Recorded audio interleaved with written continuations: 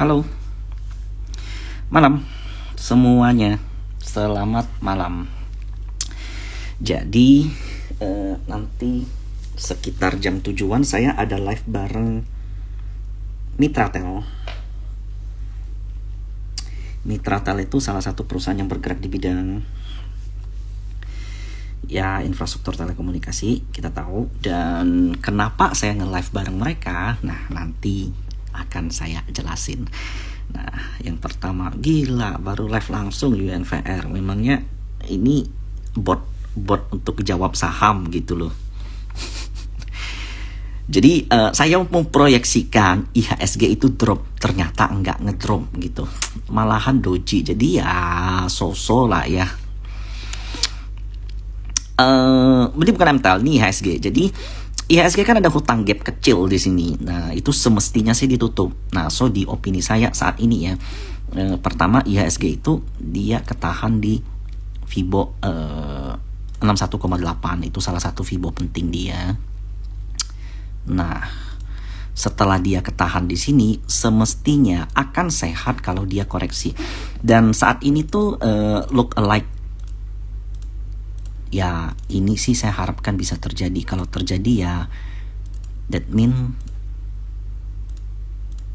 means good for us. Kalau seandainya kejadian. Nah, kalau enggak ya susah, karena hard to believe, karena di sini tuh ada gap kecil. Sayang banget ini harus ada gap gitu. Meskipun gap enggak harus ditutup, tapi kalau di indeks itu most likely ketutup. Itu satu. Nah, foreign flow yang ada di IHSG juga kalau dibilang bagus, enggak bagus-bagus amat. Ini kemarin ada rebalancing, jadi wajar kalau ada net, karena banking banyak di-upgrade. Jadi yang ini diabaikan. Sementara yang lain ya masih so-so. Kalau dikatakan seller dari foreign meningkat, sebenarnya enggak. Tapi mereda yes, cuman sayangnya belum ada inflow. Nah, hari ini kan inflasi kita naik tuh. Inflasi kita naik di atas ekspektasi. Nah, a good things adalah kalau seandainya inflasi kita, apalagi core inflation tinggi, maka BI akan menaikkan suku bunga. Kalau BI naikin suku bunga, itu artinya bagus. Ya, hari ini net foreign hampir 1 triliun ya. Ya, di negonya sedikit, regular 1 triliun. Ya, itu bagus. Kayaknya majority di BCA deh. Ya, BRI BCA. Jadi market tuh seems kayak apalagi periode sideways, boleh dikatakan seperti itu. Nah, kalau dikatakan apakah ada last drop, jawabannya bisa kalau seandainya dolarnya meninggi. Saat ini dolar memang ada potensi turun, jadi market seems fine aja. Kalaupun turun itu hanya turun berdasarkan secara technical, not something big seperti crash atau segala macam. Jadi kalaupun turun ya itu bukan not something big. Yang penting kan sahamnya yang kalian beli itu apa. Nah, terus terang saya sendiri nggak beli lagi saham-saham blue chip kayak banking, kemudian kayak Telkom, ASI. Itu saya nggak beli lagi meskipun secara teknikal dia oke. Tapi spread yang dia berikan itu rendah. Dan saya berjaga-jaga kalau seandainya market lagi jelek tiba-tiba bisa drop. Nah, itu satu. Nah, gainer today kan agak lumayan. Mungkin pertama yang harus dibahas tuh BRPT ya.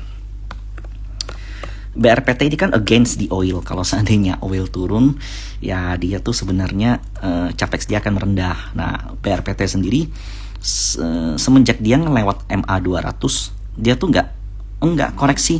Jadi MA 200 kan MA yang penting. Kalau kalian ingat ya, jadi salah satu moving average yang saya paling suka itu MA 200. Nah, kalian perhatiin, dia ketahan banget di MA 200-nya.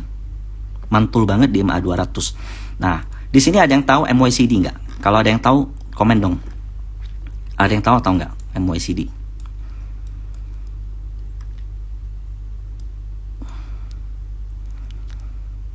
Ada yang tahu enggak? Kalau ada yang tahu, komen dong please. Jadi MACD dari BRPT di Horli itu ada yang namanya bear div. Nah, jika terjadi bear divergence, jawaban titik koreksi paling rendah itu adalah di sini. Candle setelah terjadi bear div. Nah, that means BRPT koreksinya tuh sampai di sini. Nah, kemarin sampai di sini habis itu dia kenceng. Ini saya ada ngomong di grup saya. Jadi saat ini BRPT itu looks good dengan areal support saat ini tuh 940 di mana sebelumnya itu resisten. Perhatiin net foreign buy yang semakin meningkat juga di BRPT. Jadi BRPT looks like bakal ke 1060 yaitu resisten yang ada di sini. Nah, ini strong uptrend ini. Boleh dikatakan karena dia udah lewat MA 200. Jadi 940, perhatiin foreign flow yang masih oke. Saat ini per today juga kalian lihat yang beli siapa. Credit Suisse, JP Morgan, CLSA, EP, MNC, BB Verdana, YP Mirae. Jadi ini boleh dikatakan foreign semua. Ketemu musuhnya retail semua. Bukan retail, sorry. Ketemu musuh lokal semua. SQ itu BCA, PDI POT, CC Bank Mandiri. Nah, wajar kalau ini taking profit karena harganya udah tinggi. Jadi logiknya gitu, setiap saham yang di-inflow oleh foreign biasanya musuhnya lokal. Setiap saham yang di-outflow oleh foreign, temennya juga lokal. Jadi biasanya seperti itu. Jadi sebentar lagi, saya akan undang Mitratel dan kalian bisa denger nih. Nah, yang mau saya kasih lihat nanti tuh technical.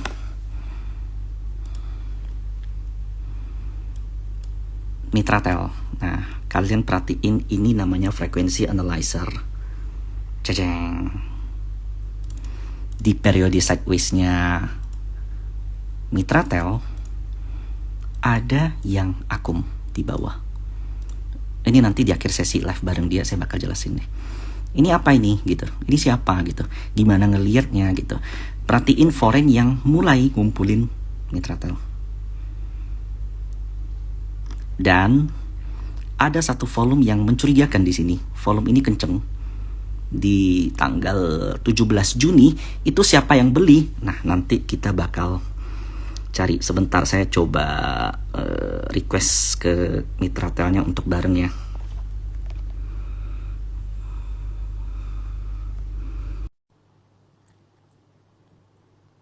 Semoga di accept.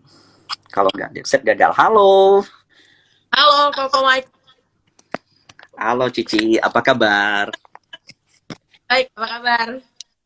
Oke, aku baik juga nih. Semoga semua teman-teman yang lagi nonton ini baik juga ya. Thank you banget nih udah diundang. Aduh, seneng banget akhirnya bisa ngobrol sama Koko Mike. Biasanya cuma nonton IG live-nya aja nih. Ah, enggak lah. Masa Itu sih biasanya nonton juga ya? nonton dong. Thank you. Jadi gini Kak, jadi kan live kali ini tuh aku sih sebenarnya jarang ya nge-live bareng emiten. Ini boleh dikatakan first time aku bareng emiten.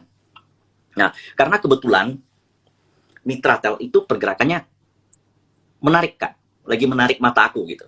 Nah, itu mungkin di akhir sesi ya bakal aku kasih lihat screenku dan itu dari versi akumnya gimana, kemudian foreign flow-nya gimana, kemudian dari chart bagaimana gitu. Nah, mungkin yang pertama yang mau aku mulai nih Kak. Jadi kan banyak teman-teman tuh yang biasanya selama ini follower-follower aku nih Kak, itu taunya tuh sahamnya belinya di sekian gitu. Tapi ini sama apa? Ininya apa gitu. Banyak yang masih belum tahu gitu.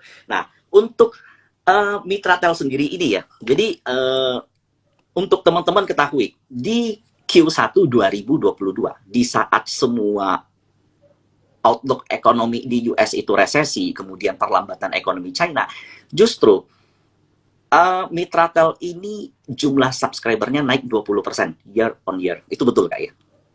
Betul.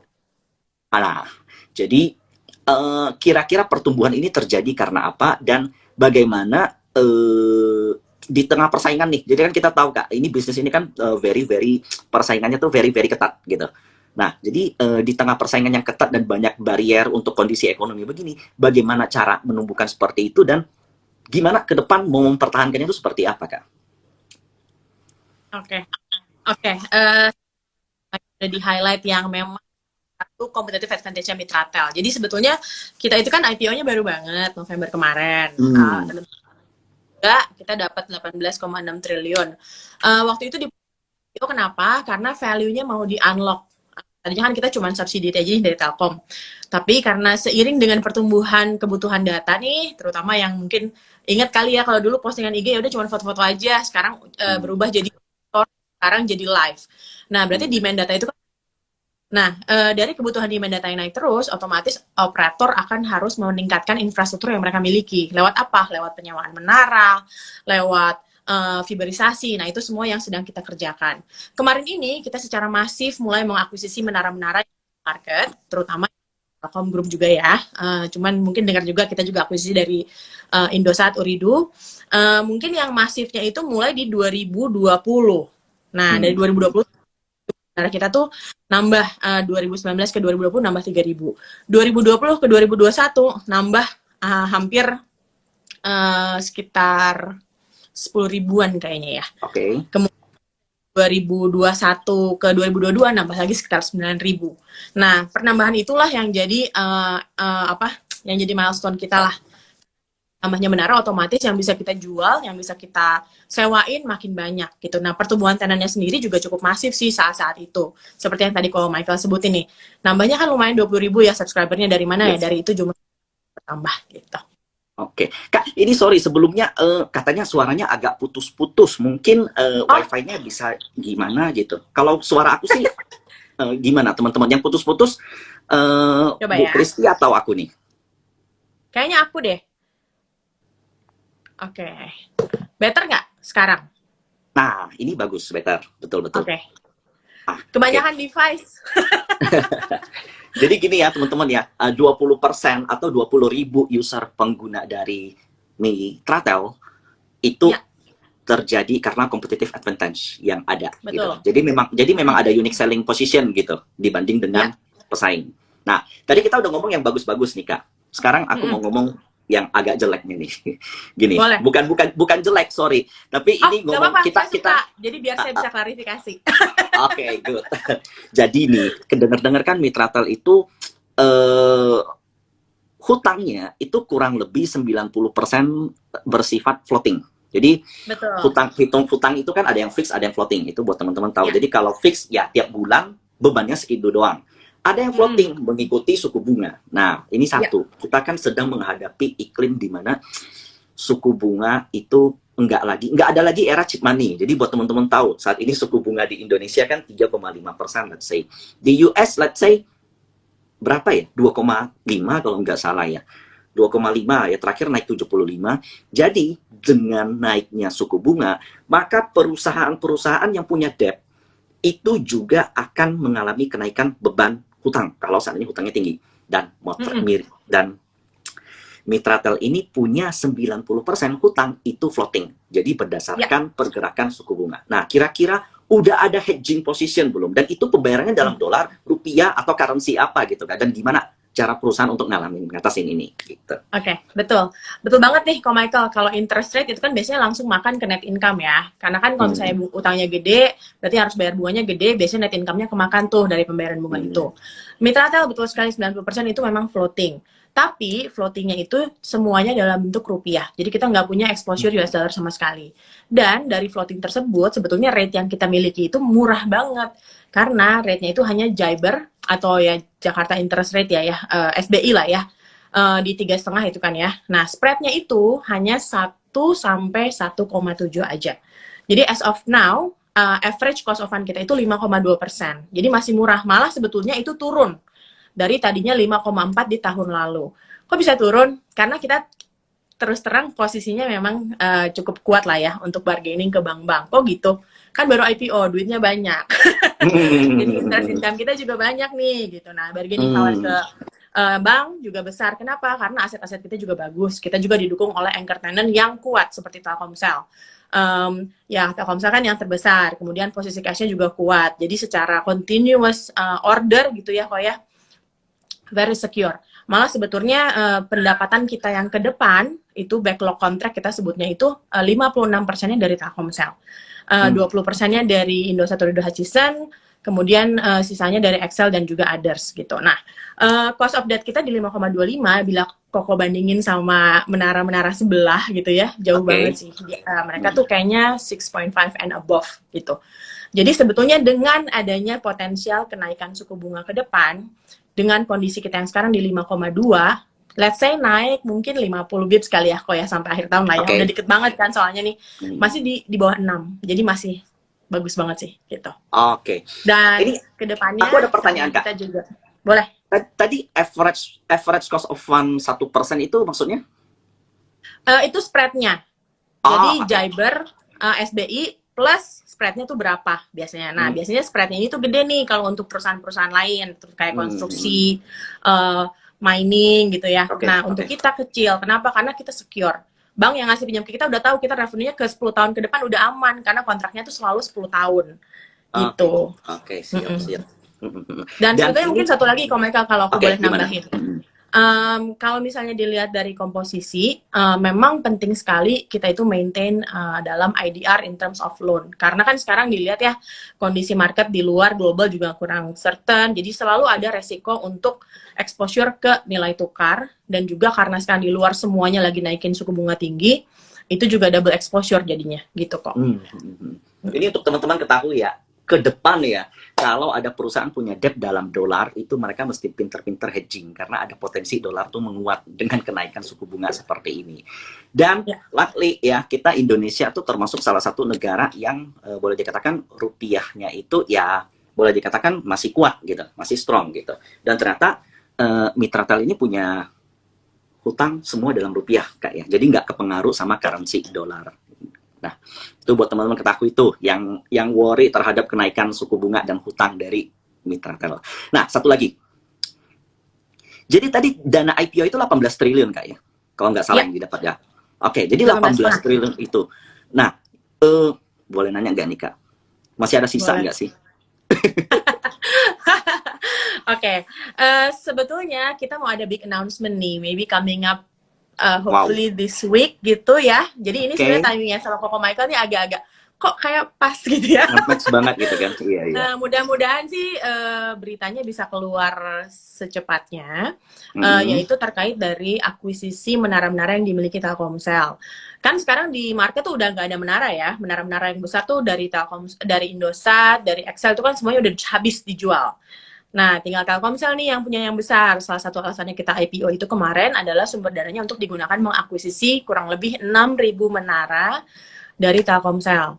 Nah, Wow. kan tadi aku udah mention juga di depan ya, yang Koko bilang, kok Mitrata sebenarnya apa sih yang bisa ngedrive pertumbuhan tenan yang sebegitu besar? Ya, salah satunya adalah penambahan aset yang masif ini. Karena kalau misalnya kita beli aset nih, kalau perusahaan menara, biasanya itu langsung di-secure sama langsung disewa lagi, gitu. Nah, hopefully sih nggak lama lah ya beritanya ya bakal keluar gitu. Nah, Kok bisa kok? setengahnya Oke. dari jumlah IPO itu akan dipakai untuk melakukan aksi korporasi ini, yaitu mengakuisisi 6.000 menara gitu.